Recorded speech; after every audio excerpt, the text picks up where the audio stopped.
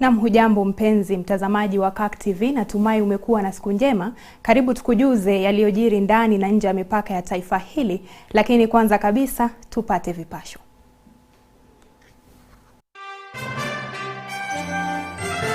We remain proud as a country. We've made gains.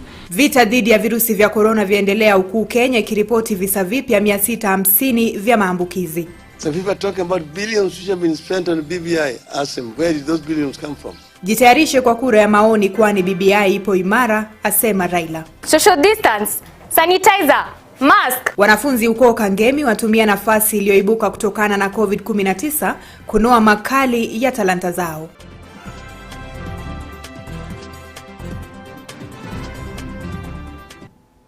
Na karibu mtazamaji, jina langu ni Aida Munzati, naye Jen Mwangi anatuletea taarifa hizi kwa lugha ya ishara. Kenya inajivunia mafanikio yanayoshuhudiwa katika mpango wa uangalizi wa nyumbani kwa wagonjwa wa maradhi ya corona. Haya ni kulingana na katibu mwandamizi katika Wizara ya Afya Daktari Mercy Mwangangi, aliyesema kwamba asilimia kubwa ya wagonjwa wanaopona maradhi hayo ni wale wanaopokea matibabu ya nyumbani. Hii leo kati ya wagonjwa 490 walioripotiwa kupona, 308 ni wa kutoka kwa mpango wa uangalizi wa nyumbani. Vincent Kerosi anaazimia taarifa hiyo kwa kina. Daktari Mwangangi amesema kuwa mpango wa uangalizi wa nyumbani walioanzisha takriban mwezi mmoja unusu uliopita sasa unadhihirika kuwa wa manufaa zaidi, ikizingatiwa kiwango kikubwa cha wagonjwa wanaoripotiwa kupona, jambo ambalo limeipa Kenya sifa kubwa kimataifa. And most remarkably, Kenya is now being loaded. I'm aware yesterday there was a meeting between different countries across the world, and Kenya was there to showcase its home-based care program that has been deemed a success in the fight of COVID-19. Miongoni mwa wale 490 waliopona leo hii, 308 wanatoka kwa mpango huo na kuchupisha idadi jumla ya waliopona kufikia sasa hadi 15,100. Hata hivyo, kaunti 45 zimeripoti zaidi ya matukio 10 ya maambukizi ya virusi hivyo, mengi zaidi ya kichache katika kaunti ya Nairobi, leo ikiripoti visa 356 vya maambukizi, ikifuatwa na Kiambu leo rekodi maambukizi 53, Nakuru 48, Machakos 26, Kajiado na Busia 20 miongoni mwa kaunti nyingine. Uasin Gishu and Laikipia have 15 each, Bomet 10, Bungoma 9, Migori, Mombasa, Kisii have 7, Tharaka Nithi has 6, Murang'a 5, Narok, Turkana 5, Kericho, Makueni, Kitui, Samburu have 4 cases, Embu, Baringo and Nandi have 3 cases, whereas Kisumu, Mandera and Marsabit have 2, Isiolo, Trans Nzoia, Nyamira, Elgeyo Marakwet and Nyeri having 1 case. Siku za hivi karibuni idadi ya wanawake wanaoambukizwa yaonekana kupanda. Leo hii wanawake 259 wakiambukizwa dhidi ya wanaume 391, huku maradhi hayo yakionekana kutobagua umri wowote, kwani mtoto wa umri wa mwaka mmoja na mkongo wa miaka 97 wameambukizwa ndani ya muda wa saa 24 zilizopita. But when it comes to a point where you're having difficulty breathing, you're having a high fever, it means you're somewhere in that tangent where you would require some form of care in a hospital setup, care to manage your symptoms, your high fever. Remember, having a high fever can have other effects other than just COVID-19. And so we want to ensure we are controlling your fever, we are controlling any other symptom that you have. Namna kiongozi wa ODM Raila Odinga amesisitiza kuwa mpango wa BBI upo imara na kwamba pamoja na Rais Uhuru Kenyatta watakuwa wanaipokea ripoti ya mwisho ya jopo husika hivi karibuni.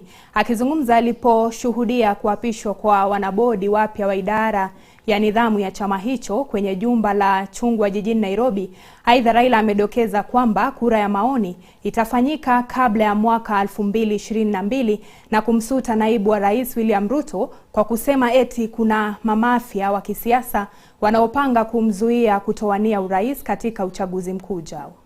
There's been a lot of speculations in the media. Oh, when is this report going to be handed over? The committee finishes work so the time ago and so on. Yeah. We are going to receive that report, myself and President Uhuru Kenyatta. We will make it public. They say that, oh, the reggae stopped. And I said, the reggae did not stop. The reggae went on halftime. The players have been getting some kind of massage and instructions from the coaches. And we have been doing overhaul. So shortly the reggae is going to be back. And nobody can stop reggae. And eventually, we believe that we are going to bring this together, and it's going to help us in improving governance structures in our country. All the issues which were raised by Kenyans during the process of consultations will be dealt with by that report, and they will be implemented. It is not the desire of anybody to make it any more difficult, more costly than it is. We've been told, oh, there's no money for referendum, it's too expensive. Some people are talking about billions which have been spent on BBI. Ask them, where did those billions come from? There were no billions. Oh, referendum costs billions. A referendum does not have to cost billions. Ask the British. In a short period of time they did a referendum, then they've done also an election. It's because of corruption in this country that Kenyan elections have been too expensive.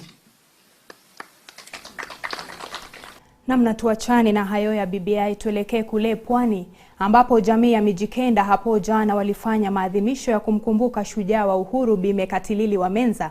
Malindi District Cultural Association ambalo huongoza sherehe hiyo kila mwaka mwezi wa Agosti liliongoza sherehe hiyo mjini Malindi katika bustani la Uhuru ambapo sanamu la shujaa huyo limewekwa kwa ukumbusho wake. Cornelia Somse ana maelezo zaidi.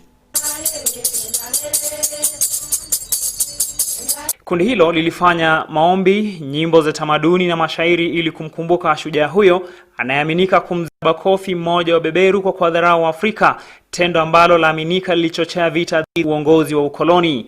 Mwenyekiti wa kundi la Wakongo wa Maumau ambaye hotuba yake ilisomwa na Joseph Karisa alikiri kwamba kundi lake linamtambua Mekatilili kama shujaa imara wa uhuru.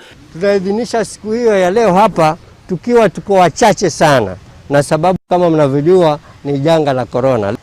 Kitu ambacho tutafanya ni maombi. Kama mlivyoona hapa tumefanya maombi, na maombi ambayo yanastahili yafanywe na serikali, si maombi ya watu wengi. Tumepewa nafasi ya watu 100 ili wakati wa maombi hao tu waweze kushiriki. Na sisi tutaenda na sheria hizo, labda hata tutafika 100, lakini tunataka tuidhinishe kwamba sikukuu hii kwa sababu ni ya kihistoria isiweze kukosekana. Mwanzilishi wa shirika la Madika Stan Kiraga amesema sherehe hizo za kuadhimisha shujaa Mekatilili wa Menza zilianza mwaka 2004 na kuongeza kwamba kundi lake halingekosa uadhimisho wa mwaka huu hata ingawa kuna janga la maradhi ya COVID-19. Leo tuko hapa kuidhinisha sherehe la Mekatilili wa Menza, japo kwa kiwango kidogo, si kama kawaida ambapo huwa tunazunguka mji, tunafanya maombi makubwa pale Sabaki, na bado tunaenda mpaka pale ambapo sehemu ambayo Mekatilili alianzisha vita kupambana na mbeberu. Mekatilili ambaye alifahamika kama mnyazi wa Menza alizaliwa katika eneo la Mtsara wa 3, eneo bunge la Kaloleni. Katika karne ya 19 inasemekana alitembea kijiji hadi kijiji akiwarai wananchi kupinga uongozi dhalimu wa mbeberu kwa Afrika. Kila mwaka wazee wa kaya katika eneo bunge la Magarini huongoza mamia wakazi kumkumbuka shujaa huyo. Cornelia Somuse, Mwale wa Kak. Namna tutamkumbuka Mekatilili wa Menza wengi wetu katika somo la historia kule shuleni. Na tukielekea kule Baringo ni kwamba wakazi wanaoishi karibu na ziwa Baringo en Loruk wanaishi kwa hofu kufuatia kuongezeka kwa visa vya mitetemeko ya ardhi inayosababishwa na mvua inaendelea kunya. Wakazi hao wanahofia kwamba huenda mitetemeko ya ardhi ni onyo kwa wakazi ambao wanasema wameshuhudia mitetemeko sawia kwa wiki 2 mfululizo. Haya yanajiri huku tetemeko la ardhi la 5.9 kwenye kipimo cha Richter likitikisa sehemu ya miji ya Mombasa na Nairobi mwendo wa saa 2:15 usiku wa jana. Francis Ngala na taarifa hiyo. Wakati wakazi wa kaunti ya Baringo wanaendelea kuathiriwa na mafuriko ambayo yamezamisha nyumba na kusababisha mamia ya watu kuhama makwao, wakazi hao sasa wanaonekana kuandamwa na taabu zaidi. Wiki 2 zilizopita, wanaoishi karibu na ziwa Baringo wameshuhudia mitetemeko ya ardhi Wakazi hapa wanahofia kwamba mitetemeko hiyo ya ardhi huenda ikazidi kuongezeka. Kulingana na Jackson Komen, mlinzi katika ziwa hilo, tetemeko hilo limekuwa likishuhudiwa mara 2 kwa siku, asubuhi na jioni. Looking at the lake water, it's like the levels increase on daily basis. Where we left like yesterday, the water has increased coming up towards the households where the people are living. So, for example, Kambiasamaki town is already affected. The hospital is gone. Basic infrastructure here, a police station is already gone. Wakazi hao sasa wanataka serikali ya kitaifa kuchukua hatua za dharura na kutuma wataalamu wanaohusika na mitetemeko ya ardhi na tsunami ili kuzuia madhara kama hayo. Last week tumekuwa na earthquake imetokea hapa. Unasikia tu usiku inatingisa, unasikia vitu kama masufuria nini inatingisika. Watu wamekuwa na shida mingi wakifikiria kwamba labda ni mambo ya maji haya, ndio labda maji kumejaa chini. Zaidi ya watu 30,000 miongoni mwao watoto wameachwa bila makao kufuatia kuongezeka kwa viwango vya maji katika ziwa hilo ambalo ni la pili kwa ukubwa katika bonde la Ufa baada ya ziwa Turkana. Huku hayo yakijiri, tetemeko la ardhi lilitokea jana usiku katika baadhi ya sehemu ya miji ya Mombasa na Nairobi. Taarifa za kuaminika zinaashiria kwamba kitovu cha tetemeko hilo la ardhi kilikuwa Kilindoni, karibu na jiji la Dar es Salaam nchini Tanzania. Francis Ngala, Mwale wa Kaka. Na taarifa hiyo naye Francis Ngali na tukamilishia awamu yetu ya kwanza ya Mwale wa Kaka. Usiende mbali, kwani katika sehemu ya pili tunakuletea makala ya Mtu ni Utu, ambapo tunaangazia wanafunzi kule Kangemi. Tunakuacha na kauli ya siku, usiende mbali. Kauli ya siku na Kaka TV. Because there is a reason why a police officer is trained and is given a firearm, is given a bullet. There is a reason. To protect his own life and the life of another Kenyan who is in danger. And our people must respect the law. We must respect the law and we must respect our officers, knowing that they are there not to kill you or to harm you, but to protect you from harm. Kauli ya siku na Kaka TV.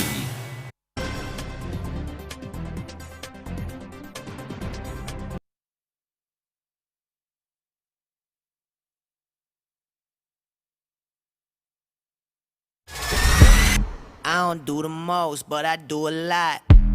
I'ma make a toast, cause we still alive. No big, I feel like Pac. I shoot a shot. I'm coming in hot.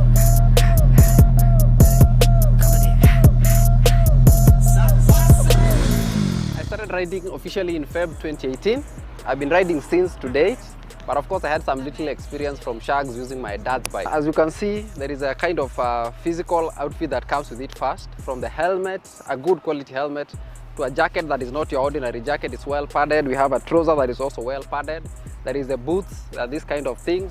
And of course you need to be extremely sober on the road. Bikes can be very unforgiving. One, there could be accidents that can lead to death, sometimes permanent disability or temporary disability. Number two, bikes can be very, very addictive, and catchy. And then probably the last thing, there's an issue of pressure, peer pressure from colleagues. Bikes, there's speed, there is a power that comes with it. There is a great brotherhood that comes with it. There's a strong attachment, like a bike has a specific nice name, and there's a coolness that comes with it. Well, maybe one of the worst things that has happened to me is, of course, an accident in October 2018. So I had an accident in October 2018. I had a soft tissue injury on my left foot. I was home for about a week. And just like the bike, the media can be so exciting, exhilarating, fun and thrilling, and there are so many benefits to the media. But in the same way, it can affect you physically, mentally, emotionally and spiritually. And that is why, like the bike, you need to put on your protective gear and have a discerning spirit. In this month of July, we're handling the topic of youth and media, following Christ in a world that is saturated with media. And as part of this, we are offering you this book, Media Choices, because we need to be discerning about our media use. This is part of the virtual National Youth Conference that is going to take place later in the month of August. So make sure you register, get your copy, let us read together, and let us be wise when it comes to media. Okay guys, so tune in to Youth to Call every Sunday from 2 to 3 p.m. only on CAC TV. See you then!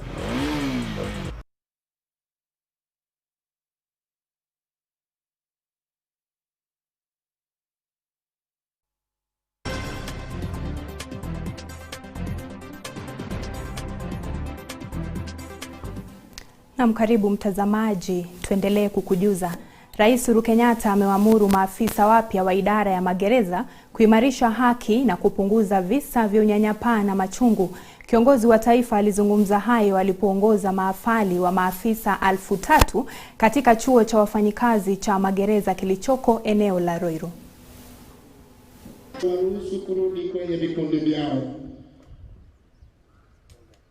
But in a free Kenya,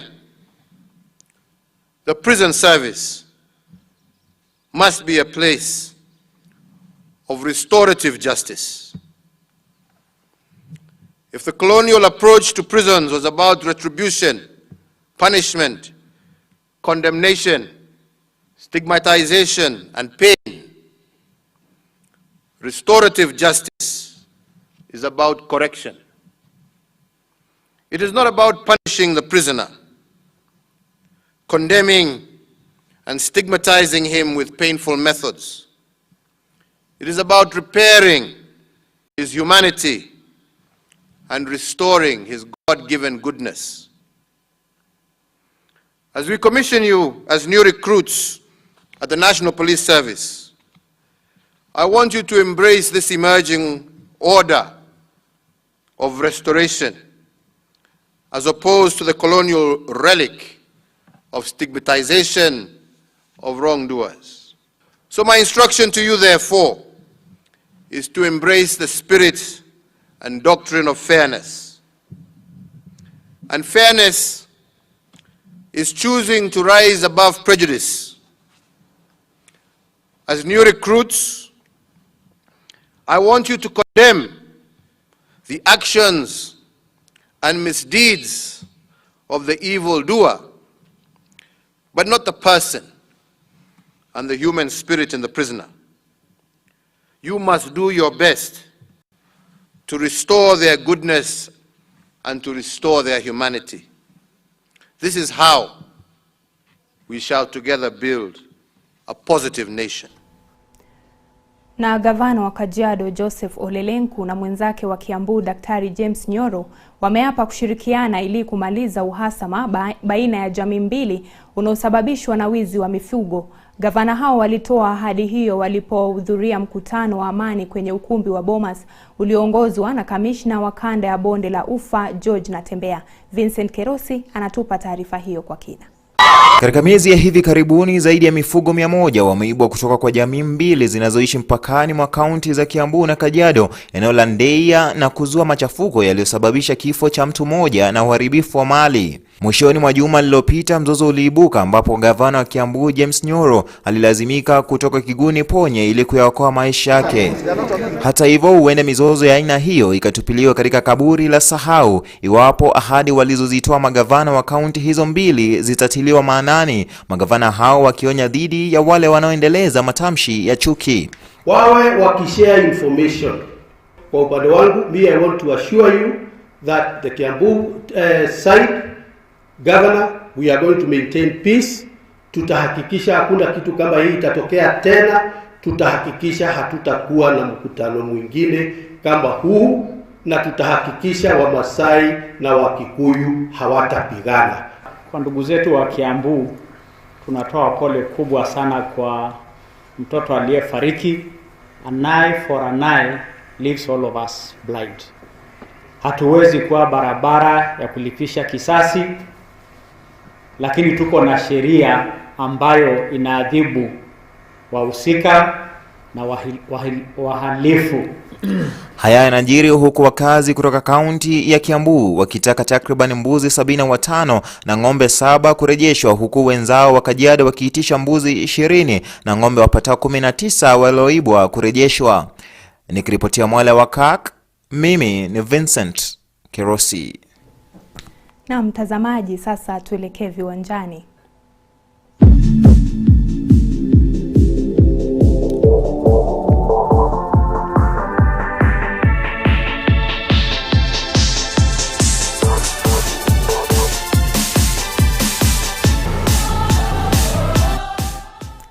Na klabu ya Ufaransa Paris Saint-Germain imefuzu kwenye nusu fainali ya ligi ya mabingwa barani Uropa baada ya kuinyuka Atalanta ya Italia mabao 2-1.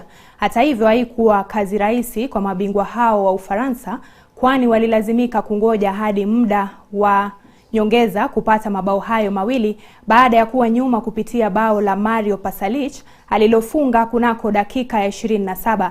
PSG walijihakikishia nafasi hiyo baada ya mabao mawili ya muda wa majeruhi kupitia Marquinhos na Choupo-Moting.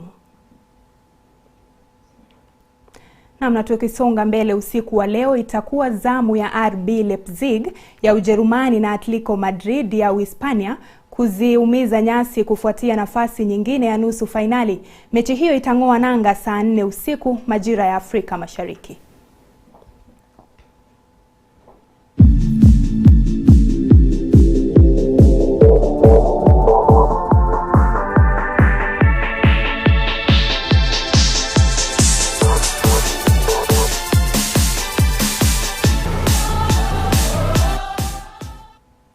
Namna kama nilivyokuarifu hapo awali katika kitengo cha mtu ni utu, hii leo tunamwangazia David Sunguti ambaye aliwaleta pamoja matineja kwenye mtaa wa Kangemi hapa jijini Nairobi ili kukuza talanta zao wakati huu ambapo wako manyumbani kutokana na janga la corona.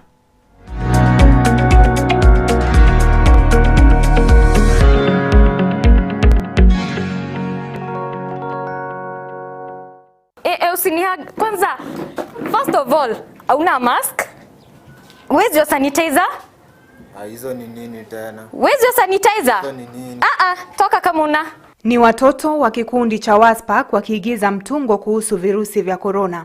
Watoto hao wameunganishwa pamoja na mchipuko wa virusi vya corona ambao umeathiri hali na shughuli zao za maisha. Wakati kama huu watoto hawa walio kati ya umri wa miaka 14 na 18 wangekuwa kwenye shule mbalimbali wakisoma kwa minajili ya kuafikia ndoto zao za maisha mbeleni, ila hali si hivyo tena.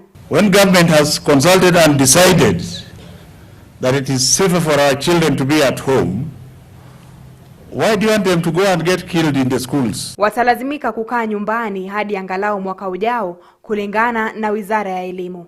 Ni kwa maana hiyo mwanzilishi wa kikundi cha WASPAC David Sunguti aliona heri kuwakusanya watoto hawa na kuwapatia fursa mbadala ya kutumia vema muda watakaosalia nyumbani.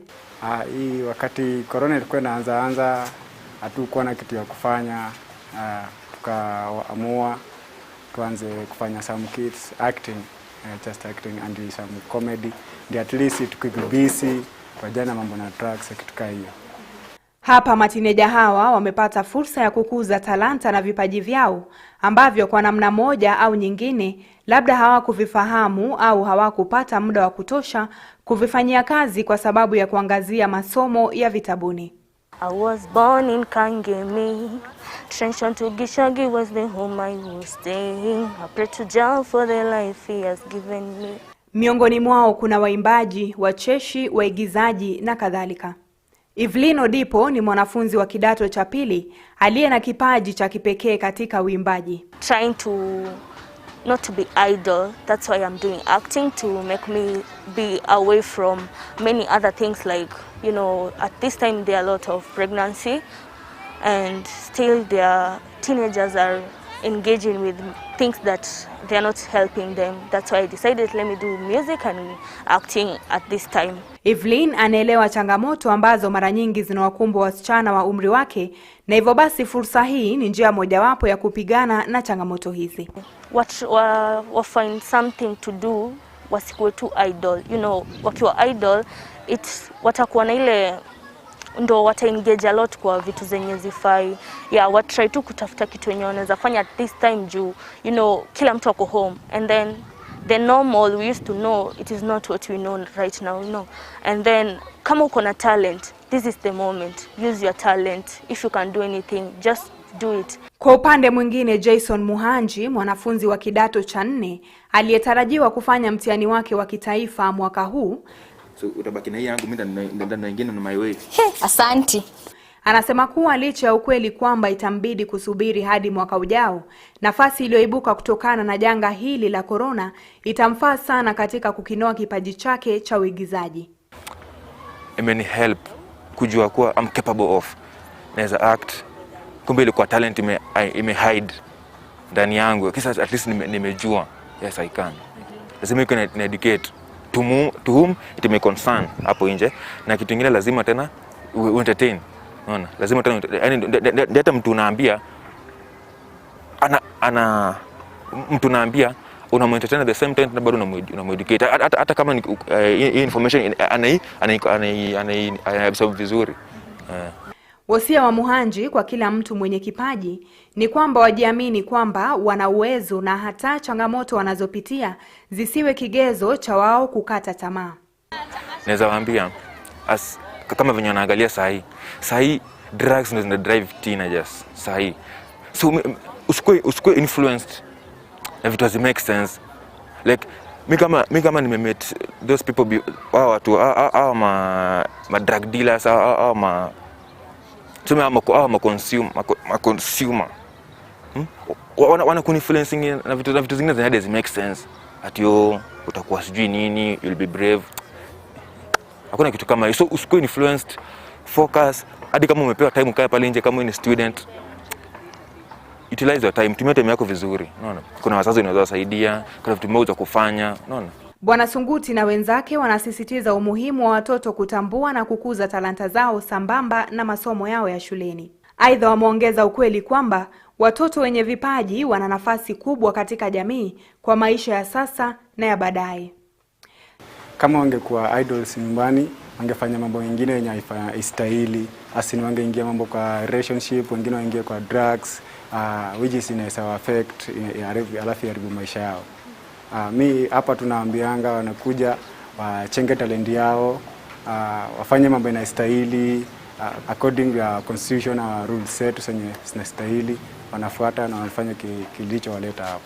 Kikundi cha vijana hawa ni kielelezo mwafaka cha watoto kwamba wanapokuwa nyumbani kutokana na hali ilivyo ya virusi vya corona, wanaweza kujifunza mambo mengi kujihusu na kuwa watu bora zaidi ya walivyokuwa hapo awali. Working high, aiming high, praying to our God. We know we can make it.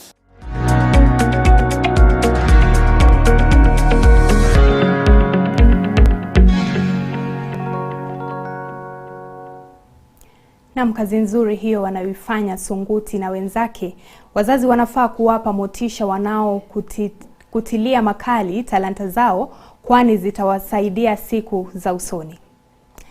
Ndio mwisho wa mwale wa KAK, mpenzi mtazamaji. Shukrani za dhati kwa kuwa nasi muda wote huo. Aliyetuletea taarifa hizi kwa lugha ya ishara ni Jane Mwangi. Jina langu ni Aida Munzati. Usiku mwema.